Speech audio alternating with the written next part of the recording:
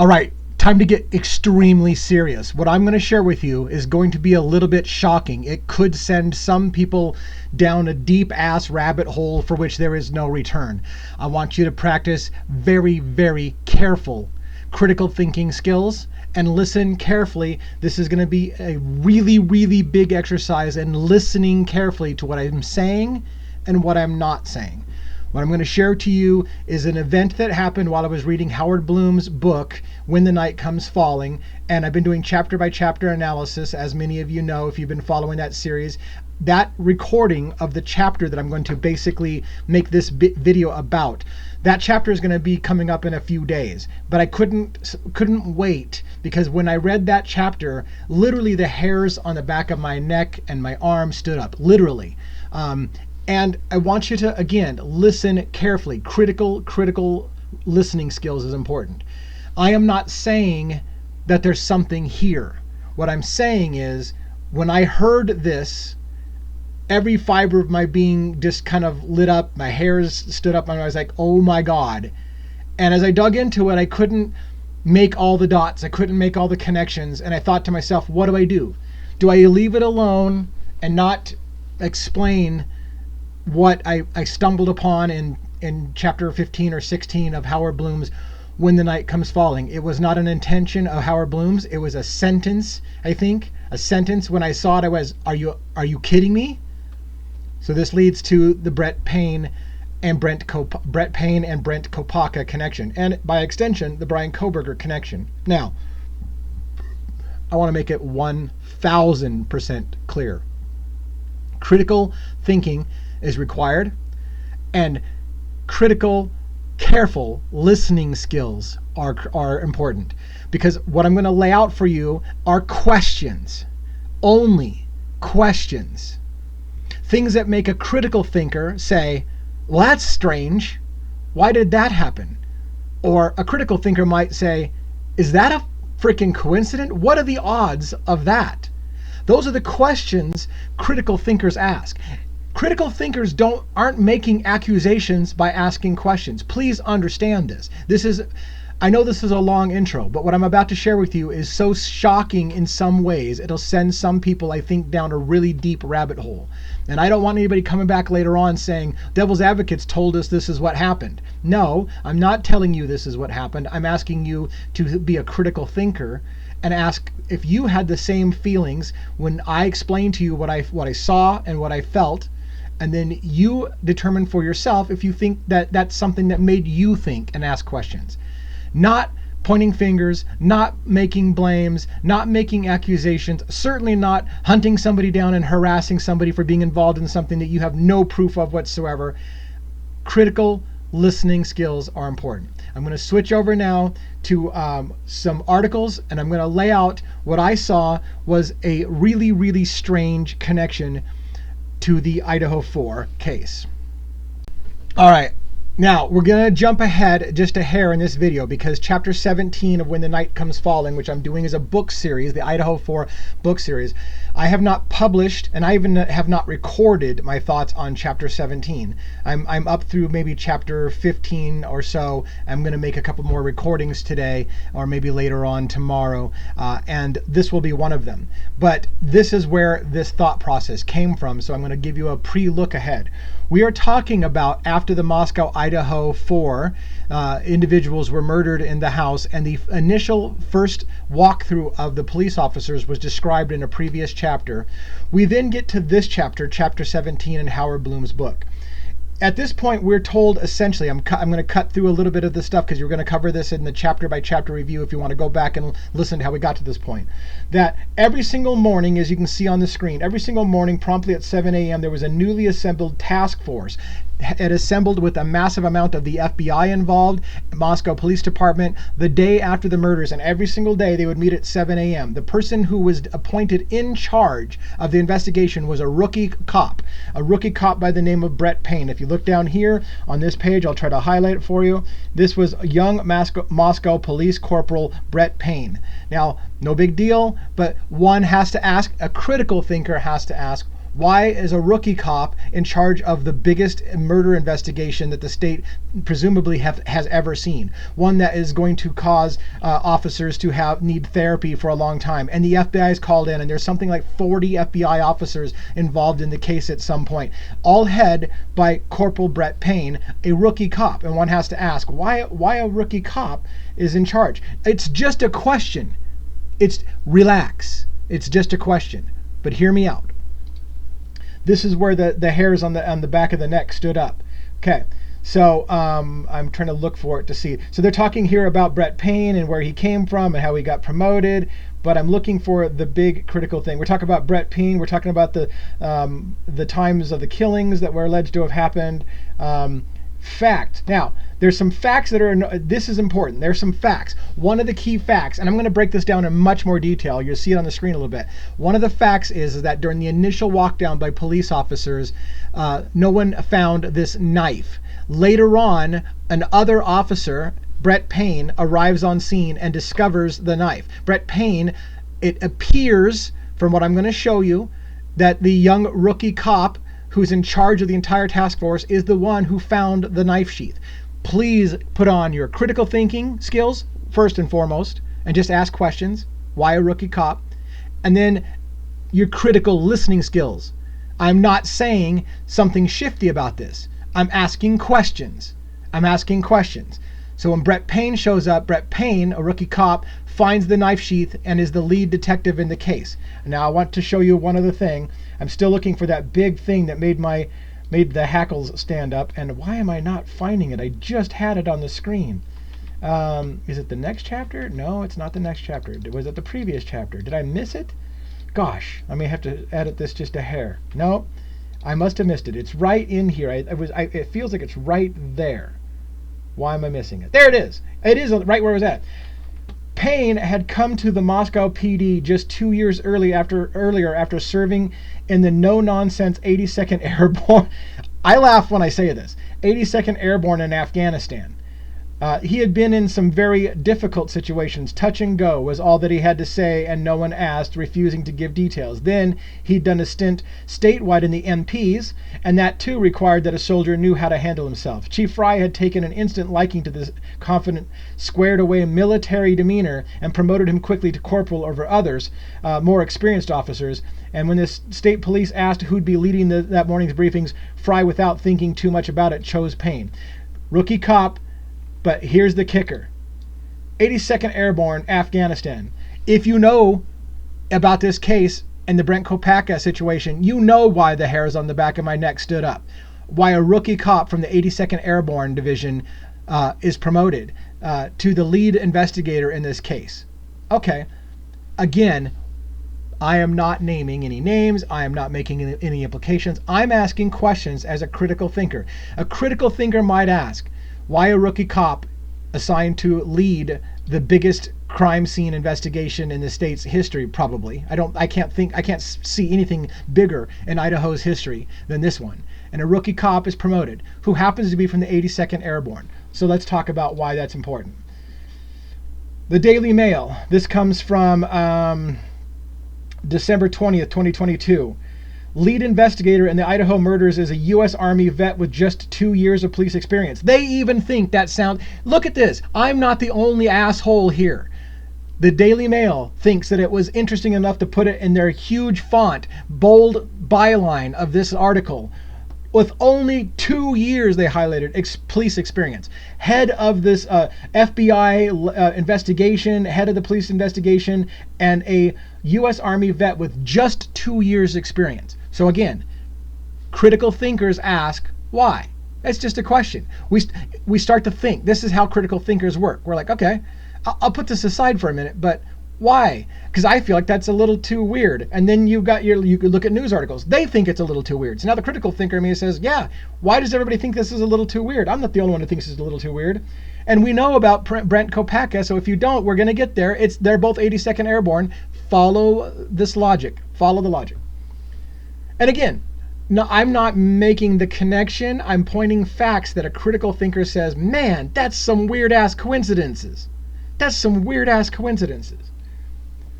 The lead investigator in the excruciatingly slow probe Why is the investigation excruciatingly slow? Critical thinkers ask, why? Why is the probe slow? The lead investigator, Brett Payne, in the excruciatingly slow probe of the murder Idaho students and the 32-year-old Army veteran who only joined the law enforcement 2 years ago. That's again, I didn't read that so well. That's Brett Payne, the lead investigator in the excruciating slow probe of 4 murdered Idaho students, is a 32-year-old Army veteran who only joined law enforcement 2 years ago. There he is. The lawyer for Kaylee Gonzalez's family has told her parents, we're told yesterday, that the man in charge of the probe, Brett Payne, had been in the force for just 2 years. So what I would say is the critical thinker in me says even whoever tells Kaylee's family about this cop who's in charge of the probe thinks it's odd enough that they're bringing it up to the Gonzalez family. Man, is it just me, or does it seem odd that a rookie cop is promoted to the lead of this investigation? I'm just asking questions, people. I'm not the asshole here. Nail is the asshole. Whoever the lawyer for the Kaylee Gonzalez family maybe is the asshole, because they're asking, why is a rookie cop the lead investigator on this investigation? Okay. There's a picture of Brett and his brother Kyle in Afghanistan, presumably, when they're in the 82nd Airborne. My understanding is he was hired in 2020 as a rookie. He has a total of 2 years of experience. Lead investigator now of the biggest crime investigation in the state's history, probably. Again, I keep saying probably because I didn't see if I could find something that somebody arguably says is a bigger case than the 4 murdered college students in Idaho's history. I sent an email over to Moscow Police Department asking them to send some credentials over for some experience and some education that Officer Payne might have that would give some confidence, and their response was, it's personnel records and we're not privy to that. So let me explain this. Somebody other than this asshole thinks that there's something strange. A critical thinker other than this asshole is asking, can I see Officer Payne's credentials? How did he get to be the lead investigator in such a huge case? Sorry, that's personal records, or I said personnel, but it's personal records, and they're not going to give that up on what it is that qualifies Officer Payne, a rookie cop of 2 years, to be the lead investigator in arguably the biggest case that Idaho has seen. DailyMail.com can reveal that before joining the Moscow Police Department, Payne served in the 82nd Airborne Division in Afghanistan. Let me shut the phone up so that doesn't happen again. Sorry about that. Maybe I'll have to edit that, but gosh darn it. And then they changed everything on my phone. Okay, there we go. DailyMail.com can reveal that before joining Moscow Police Department, Payne served in the 82nd Airborne Division in Afghanistan. I already know that Brent Kopacka served in the 82nd Airborne Division in Afghanistan. I thought to myself, okay, I have a friend, I have arguably a partner who would say, that means nothing. That means nothing, Lee. That means nothing. The fact that Brent Kopacka and Brian Kohberger may have both come from Pennsylvania and ended up in the same podunk place in Pullman, Washington also means nothing. It's just random coincidences. I don't work that way. I'm a critical thinker, and I say to myself, okay, I can put aside for a moment. Maybe that's a coincidence, and maybe it's a coincidence that both these guys served in the 82nd Airborne. So by the way, I'm going to show you proof that Brent Kopacka was in the 82nd Airborne. I'm going to show you what battalion they were in. I'm going to show you what division they were in. I'm going to break it down for you. I'm going to show you as much as I possibly can. And then I'm going to show you ChatGPT, and I had a little conversation about the likelihood that these two individuals served together. So we'll break into that. And again, let's say they did. What? That's a coincidence, man. Okay. Don't fall down the rabbit hole. It's okay. I'm asking questions. Don't crucify me. I know you're probably there's people who are going to absolutely lose their shit on me. And call me every name in the book for questioning soldiers because they gave their life or they gave their careers or whatever. I get it. We always want to look the other way instead of just asking questions. I'm just asking some questions. Let's continue on. I'm going on a rant. Officer Payne joined the Moscow Police Department, his first policing job in 2020. The murders happened in 2022, and he was awarded Rookie of the Year. While his military record may be impressive, the 82nd Division conducts forcible entry parachute assaults. Brent Kopacka is an 82nd Airborne paratrooper in elite forces. So is Brett Payne. What makes him qualified to lead one of the most highly profile murder inquiries in recent history remains unclear. So, okay, yeah. So he was in one of the most elite, elite, not special forces, elite forces in the military. But is that enough to make him the lead investigator in the biggest crime, investigation? Let's look at Brent Kopacka for a second. Kopacka. Man killed in standoff with SWAT team has been identified. There's a picture of Brent Kopacka. Let's just highlight some of these things. According to the family members, Kopacka had suffered a traumatic brain injury during his combat in Afghanistan. Both these guys served in Afghanistan, which led to a 16-year ongoing battle with severe PTSD. Brent proudly served as a U.S. Army in the Army from 2005 to 2009 in the 2nd Battalion, 508th Parachute Regiment, Infantry Regiment, 4th Brigade Combat Team, 82nd Airborne Division. That shit is extremely specific. It is a breakdown of part of the whole organizational structure of the 82nd Airborne Division. So the question is, what did Brett Kopacka serve into? What did Brett Payne? What did Brett Payne serve in? We know Brent Kopacka served in the 2nd Battalion, 508th Parachute Infantry Division, 4th Brigade Combat Team. Pay attention to this because I think this is weird. I'm asking some questions. I'm asking questions. I'm just being a critical thinker. Listen carefully what I'm not saying and what I am saying. Over the course of the 16 years, Brent fought a courageous battle against PTSD, but in the end, he couldn't break free. He was shot and killed in Pullman, Washington 1 month and 1 day after the murders of the Idaho 4. His best friend has gone on record as saying that he thinks that the police thought that he was involved in the Idaho 4 murders and that may have made them a little trigger happy, and that his friend may have been shot because they thought he was possibly involved in the Idaho 4. Keep that shit in mind. It's just a critical thinking question. Also keep in mind what I'm not saying. I'm not saying Brent Kopacka is involved in the Idaho 4. What I'm saying is there are people who believe that Brent Kopacka was involved in the Idaho 4 murders. His best friend who says he's his best friend, I don't know, and I'm not saying he's not. I believe Brent Kopacka, his friend Darren Duncan, was called the night of Brent Kopacka being shot and killed. There's a recording online that you can watch, and I cover it in one of my videos, in which the police call, I believe, Darren Duncan, and they're talking to Darren Duncan on the phone about Brent Kopacka, his friend, and what mental issues he may serve. Brent Kopacka later on came on and said, I think the police thought that he was involved in the Idaho 4 murders, and they overshot. They factory wiped his phone. They emptied out the contents of the room potentially. The family thinks it's very strange what happened. Why was his phone factory wiped? What really happened that night? We don't know. It's super fucking weird, according to Darren Duncan. So now let's go where I'm going. I'm just a critical thinker. I'm asking questions. So is it so far just a coincidence that Brett Payne, Moscow Police Department Corporal Brett Payne, a rookie cop of 2 years, who apparently multiple people, the Gonzalez's lawyer, Mail.com, other sources, want to know, why is a rookie cop promoted to being lead investigator of the whole investigation in what arguably is the biggest crime scene investigation in state's history?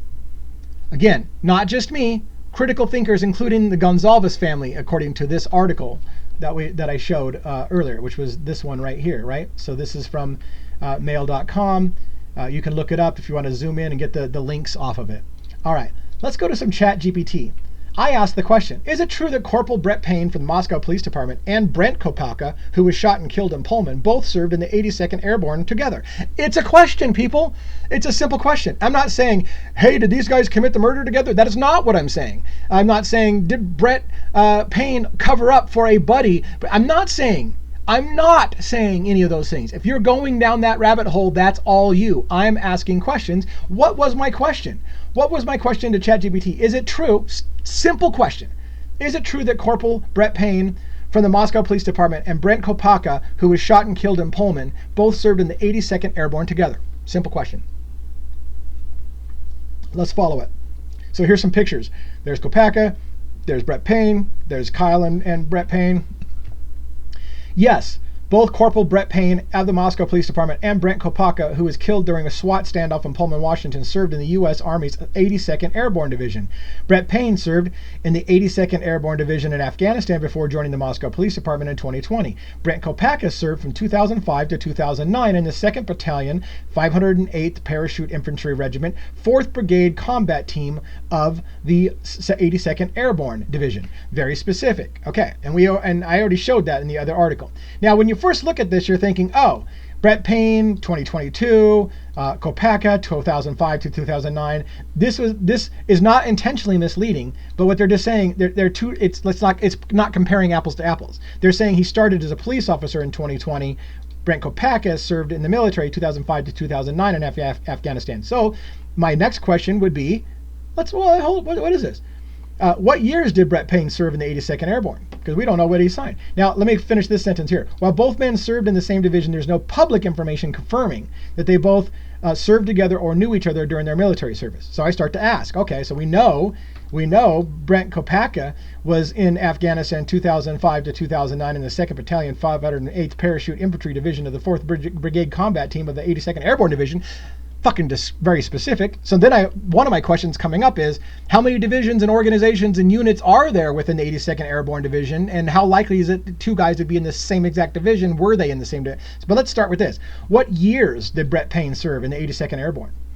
Brett Payne served in the U.S. Army 82nd Airborne Division and was deployed to Afghanistan. A 2012 article from the Coeur d'Alene Press, all these people come from Coeur d'Alene, mentions that Payne, all of these people come from Coeur d'Alene. Kaylee comes from Coeur d'Alene, Maddie comes from Coeur d'Alene, Jack DeCoeur comes from Coeur d'Alene, Xana Kernodle, Post Falls, Idaho, but also hung out all the time in Coeur d'Alene. There's a memorial to the 3 girls in Coeur d'Alene. All these people come from Coeur d'Alene, Idaho. Brett Payne, associated in the paper of Coeur d'Alene, was a specialist, according to an article from 2012, which means that his service had to have been before 2012. Now we're getting into that 2005, 2009 time frame. Also, they're both in Afghanistan, so the years that you would be deployed in Afghanistan, also a narrower thing. We're getting it narrowed down that these guys were at the same place at the same time, just on this, because you know that the article about his service was in 2012, which means his service was prior to 2012. Are you following the logic? Listen to what I'm saying. I'm not saying these two guys served together. I'm saying, oh, how close can we get to these two people being in the same place at the same time, maybe in the same division?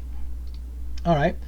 The 4th Brigade Combat Team was active from 2006 to 2014 and conducted deployments in Afghanistan between 2007 and 2008, between 2009 and 2010, and in 2012.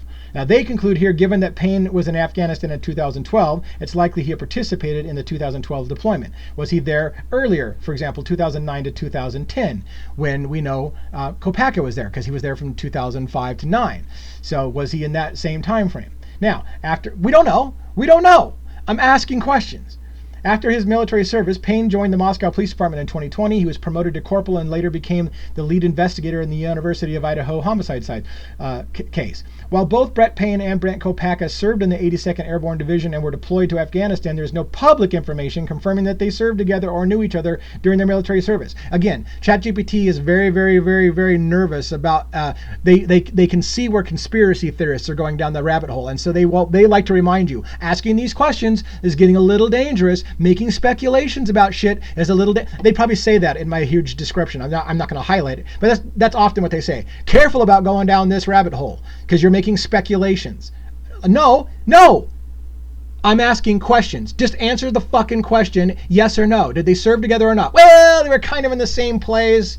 Well, they were maybe in the same division. Well, they were maybe deployed at the same time, but careful about making speculations. I'm not making speculations. I'm asking a damn question. Answer the question. Did they serve together?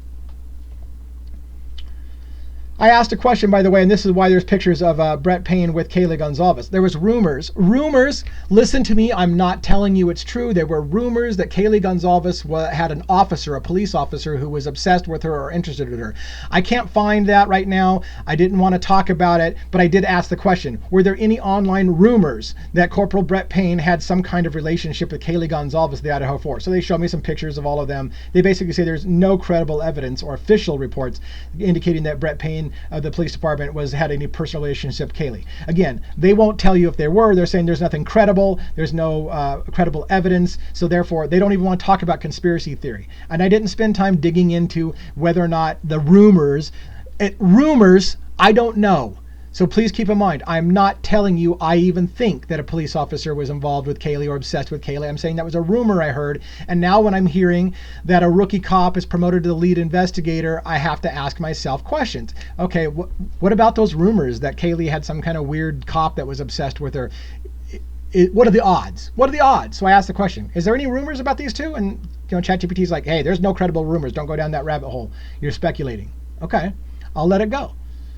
How many division, now I want to know about the organizational structure. How big is the 82nd Airborne? How is it organized? And what is the likelihood that the two individuals might have served in the same exact division, group, separation unit, whatever you want to call it, of the 82nd Airborne? So I'm not a military guy, and I know that military guys are going to roast my ass for even going down this rabbit hole. I'm asking questions. I'm sorry if you're the kind of person that can't be a critical thinker and just fucking answer questions. I'm not accusing anybody of anything. I'm asking questions. If the question is too difficult to ask, then what's wrong with our country? People fight for the right for our country to have open mind and question authority, question all things. I should be able to ask the questions, right? So I'm not pointing fingers and I'm not blaming the military, and I'm asking questions. I just want to know, for coincidence sake, did these guys serve together at the same time, and what are the odds on that?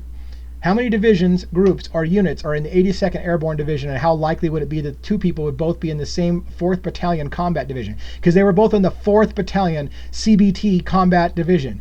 So we know this to be true. And I thought to myself, 4th Battalion and all these different things, the Combat Division, the 4th Combat Division, seems to be like very specific. What are the odds? Maybe everybody in that group, or maybe half the people in that group. How many of the 82nd Airborne coincidentally end up in that same thing? So here's the structure of the 82nd Airborne according to ChatGPT. The division is divided into 3 brigade combat teams, BCTs. There's the 1st Brigade Combat Team, there's the 2nd Brigade Combat Team, and there's a 3rd Brigade Combat Team. Okay, well that's interesting, because these guys served in the 4th Brigade Combat Team. Right here, there are 3 combat team brigades, but within each BCT are battalions and whatever, but there was another thing for a while. For a while there was the 4th Brigade Combat Team for CBT, known as the Falcon Brigade, and it was active from 2006 to 2014 and consisted of the following battalions. Here's where they both were part of. 2nd Battalion, 508th Parachute Infantry Regiment. Both individuals served in the 508th Parachute Infantry Division of the 4th Brigade Combat Team, which isn't even part of the normal structure of the 82nd Airborne because it was only operational from this period of time, 2006 to 2014. Okay! People, I didn't just say these two people knew each other and were involved with each other and covered up for each other. I did not say any of that shit. So relax, frickin' have a drink if you need to, take the edge off. I'm not saying that's the case. I'm asking questions here. I, as a critical thinker, ask myself, how effing weird is that? They're both in the 4th Brigade Combat Team for CBT, and that's not even a normal division. It's not even a regular division. There's 3 divisions of the 82nd Airborne. The 4th Division only existed from 2006 to 2014 and was disbanded. So, how likely that these two guys both fall into the 4th Brigade Combat Team, CBT, of the 2nd 508th Parachute Infantry Regiment? How? Just asking a question. Just asking a question.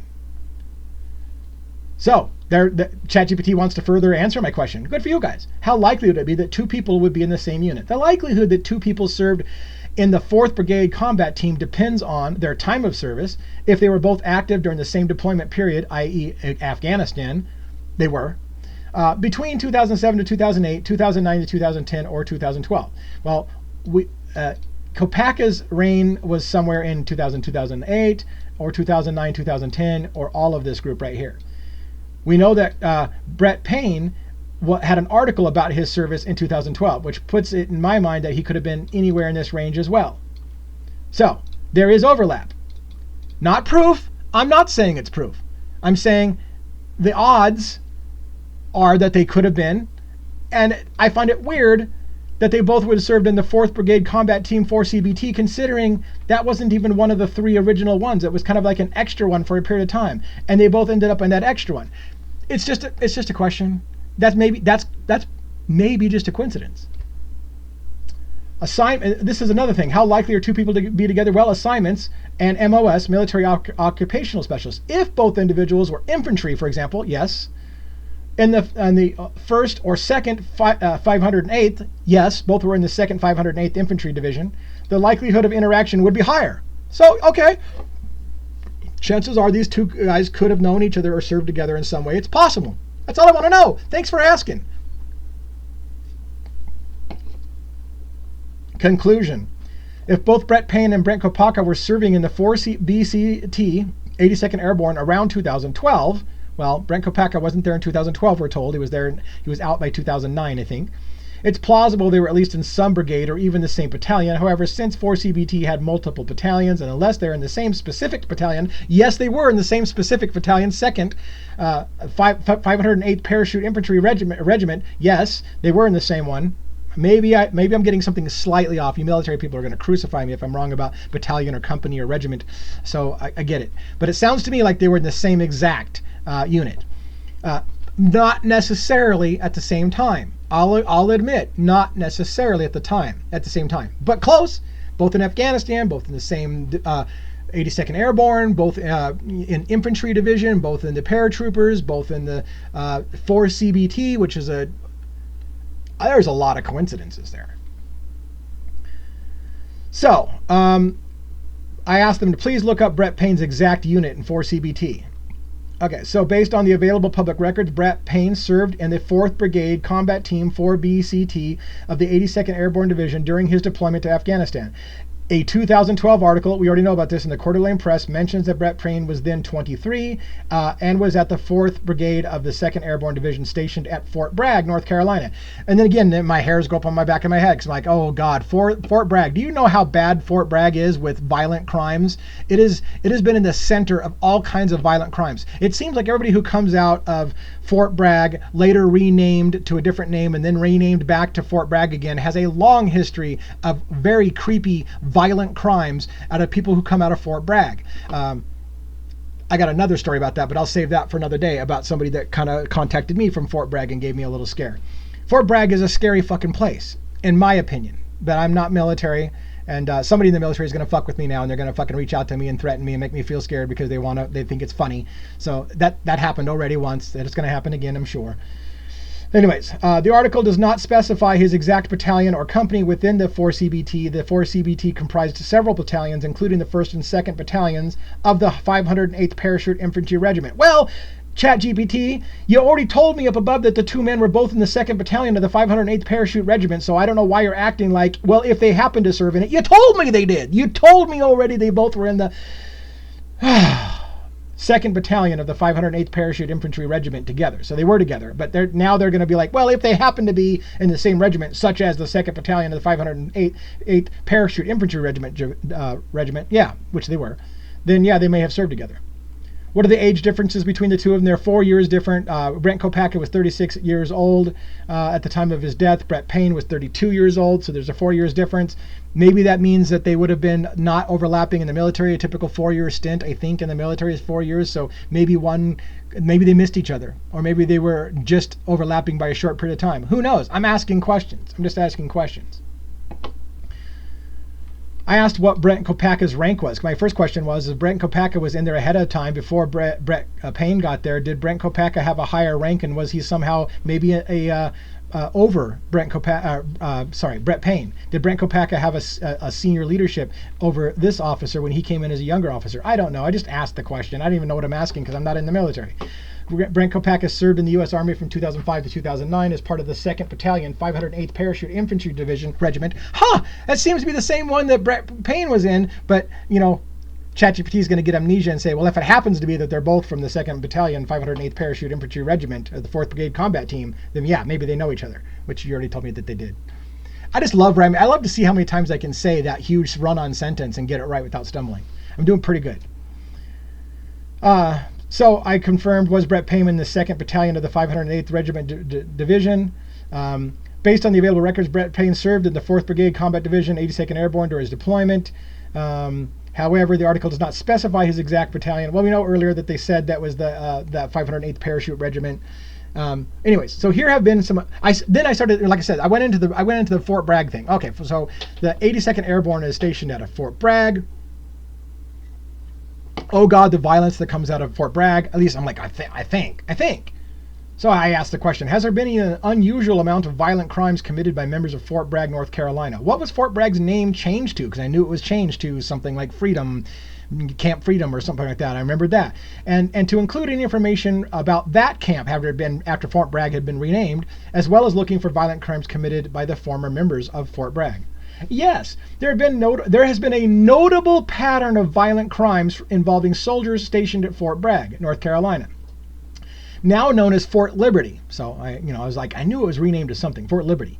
Over the years, several high-profile incidents have drawn national attention with concerns about crime within the military community there. Now, again, keep in mind, I'm only bringing this up because the 82nd Airborne was associated with Fort Bragg. Fort Bragg is associated with all kinds of violent crimes, violent individuals.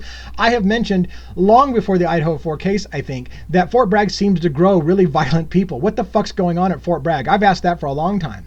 What's going on at Fort Bragg? Why do they always seem to be at the heart of some horrendous mass murder or some kind of thing? So let's look at some of those just for shits and giggles. Ronald Gray, 1986 to 87, a former Army specialist stationed at Fort Bragg. Gray was convicted of multiple rapes and murders of women on or near the base and was sentenced to death by a military court and remains on death row.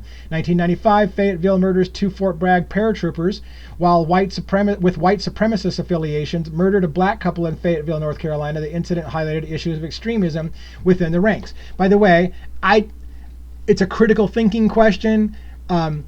Fort Bragg has multiple associations with white supremacy. Idaho is notoriously known as an area where white supremacists like to go. Remember the days of O.J. Simpson, Mark Furman? He was from Idaho, Coeur d'Alene area. It was a big everybody thinks the white supremacists all like to live in Idaho. There's all kinds of people online, true crimers that are following down the Aryan Brotherhood connection and drugs and who's related in the Aryan Brotherhood, who is all white supremacist in the area. And then you got Fort Bragg people, soldiers who are in Idaho. Are they in Idaho because... Anyways, I'm asking questions. That's all I'm doing. I'm asking questions. Luigi's Restaurant. that makes me laugh. I'm covering Brian Kohberger and Luigi Mangione. Luigi's Restaurant shooting from 1993. A Fort Bragg soldier opens fire in Fayetteville restaurant, killing 4 people and injuring 8.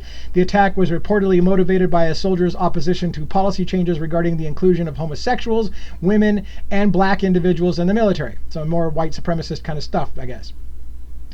2002 domestic violence cases, a series of domestic homicides involving Fort Bragg soldiers and their spouses occurred, leading investigations into the mental health and stress-related issues faced by deployed personnel, like people like Brent Kopacka, who come out of the 82nd Airborne with severe PTSD.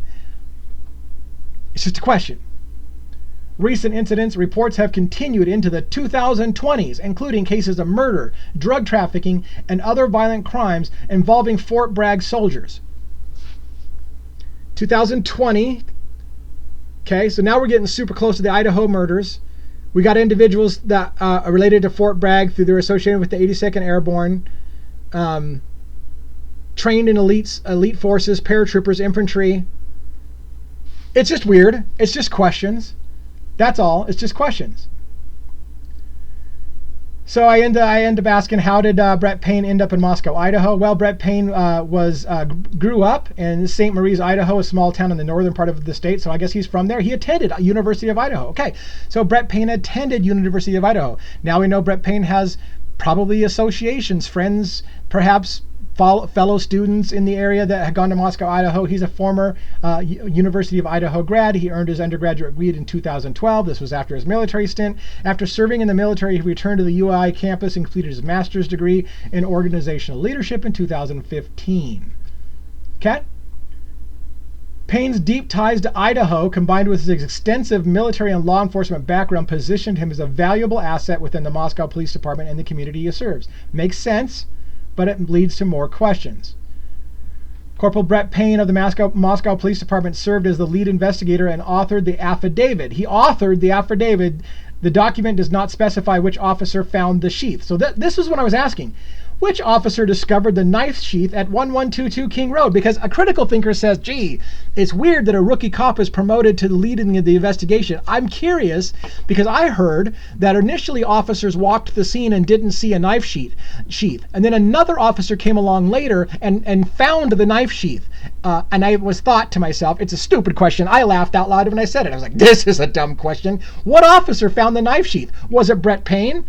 Their first answer is, well, we don't know that Brett Payne found the knife sheath, but he was the lead investigator and he authored the affidavit, which later became the probable cause affidavit for arrest for Brian Kohberger. But that document does not specify which officer found the sheath. Now, sometimes you have to beat ChatGPT with the rubber hose in order to get it the answer that you want to get. This is where we're going to almost conclude this discussion today. And again, I'm not saying anything happened. I'm asking you to ask critical questions. And does it bother you? Maybe it doesn't bother you. Tell me to pack sand. Tell me, dude, you spend way too much time making conjectures about things that have no relevance and no connection. There's no coincidence here. It's just random shit that you're trying to tie together.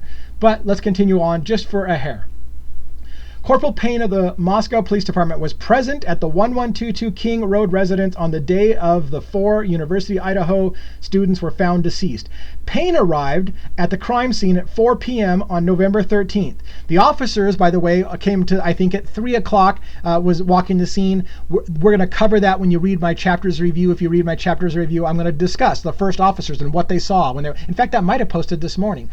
I think it's called The Killings. It talks about the officers when that first arrived. They did not find the knife sheath. Later, somebody arrived on scene and found the knife sheath. Payne arrived at the crime scene at 4 o'clock on November 13th alongside Sergeant Blaker. Upon arrival, they were briefed by Officer Smith, one of the initial responders. So officers are already on site. Along comes Brett Payne and Sergeant Blaker. And so they're briefed about the thing, who then guided them through the residence. Listen to this. During this walkthrough, Payne observed the victims and noted a tan leather knife sheath on the bed next to Maddie Mogan. Who found the knife sheath? ChatGPT could be wrong, and I laughed out loud. Again, I laughed out loud when I said, oh, really? Payne found the knife. Payne found the knife sheath. Payne observed the victims and noted a tan leather knife sheath on the bed next to Madison Mogan. This sheath later yielded the DNA profile matching the suspect, Brian Kohberger. While Payne was not among the first officers to enter the scene that day, his observations during the afternoon walkthrough were instrumental in the subsequent investigation. I almost feel like I don't have to say anything else. You guys ask the questions that you want to ask. If you sleep better at night at not asking the questions, and I give you permission, I guess. I give you permission.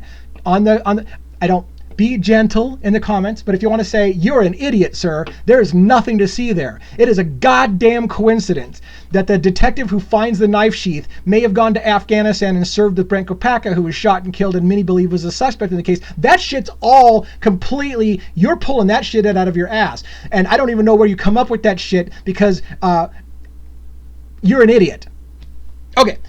Maybe avoid the word idiot, because I will actually kind of probably suppress some comments if people start calling me names. So respectfully tell me that you think that I spend too much time on wild conspiracy theories. And again, also keep their critical thinking skills on and your critical listening skills. I didn't say Brett Payne planted evidence. I didn't say that at all. I didn't say Brett Payne knew Brent Kopacka and served with him in the military. I didn't say that at all. What I did is I asked some damn questions that a lot of you won't ask. And a lot of you want to keep your head in the sand because you don't want to ask. Because the rabbit hole that you're about to fall into is going to make you go way, way into Wonderland. Have a good day.